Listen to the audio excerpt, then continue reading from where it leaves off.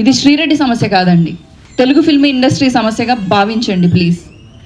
Question చేయండి, ఎందుకు అమ్మాయిలు ఎక్స్పోజ్ చేయాలి, ఎందుకు అమ్మాయిలు ఎక్స్పోజ్ చేయకపోతే సినిమాలు చూడరా? నో, చూస్తారు.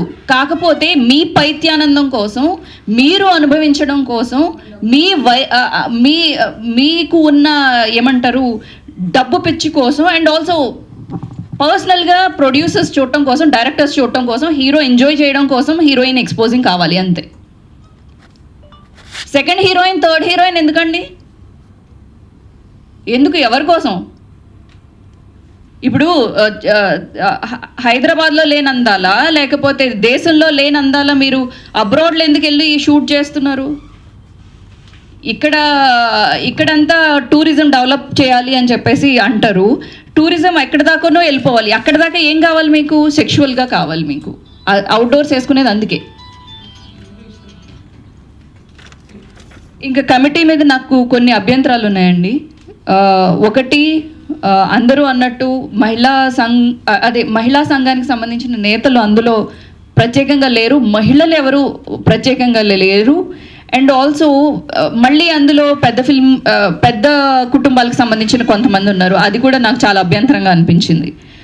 ఇప్పుడు ఎవరైతే తప్పులు చేస్తున్నారో అదే ఫ్యామిలీస్ నుంచి మళ్ళీ వాళ్ళే కమిటీ సభ్యులుగా ఉంటే ఎంతవరకు అప్రోచ్ అవ్వగలం? సరే, నాకు ఒక సమస్య ఉందండి, నాకు ఫిల్మ్ ఇండస్ట్రీలో కార్డు ఇవ్వట్లేదు, సమస్య చెప్పట్లేదు. నువ్వు సినిమాలు చేయలేదా అంటే నేను 3 ఫిలిమ్స్ చేశాను. స్టిల్స్ లేవా అంటే ఉన్నాయి. నేను ఫీజు కట్టనా అంటే కడతాను. అయినా కానీ రిజెక్ట్ చేస్తున్నారు. ఎందుకు రిజెక్ట్ చేస్తున్నారు? నేను కమిటీని అప్రోచ్ అవ్వచ్చా వసుధ గారు?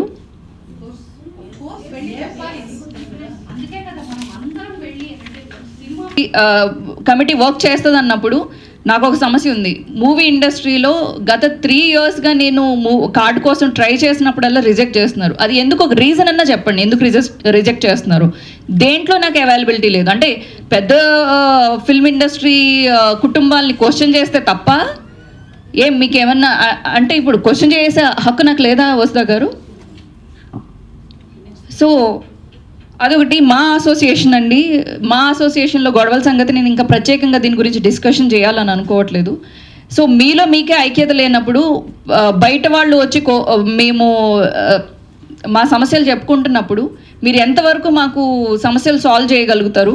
అలాగే మీ పర్సనల్ పార్టీల గురించి ఇక్కడ ఆర్టిస్టులు ఎఫెక్ట్ అవుతున్నారు. దయచేసి ఈ పార్టీల గురించి మేము వైఎస్ఆర్సీపీ, మీరు టీడీపీ, ఈ కైండ్ ఆఫ్ ఆపి మా అసోసియేషన్ మీద కొంచెం గౌరవం ఉంచుకునేలాగా బిహేవ్ చేయాలని చెప్పి ప్రతి ఒక్కరికి నేను రిక్వెస్ట్ చేస్తున్నాను.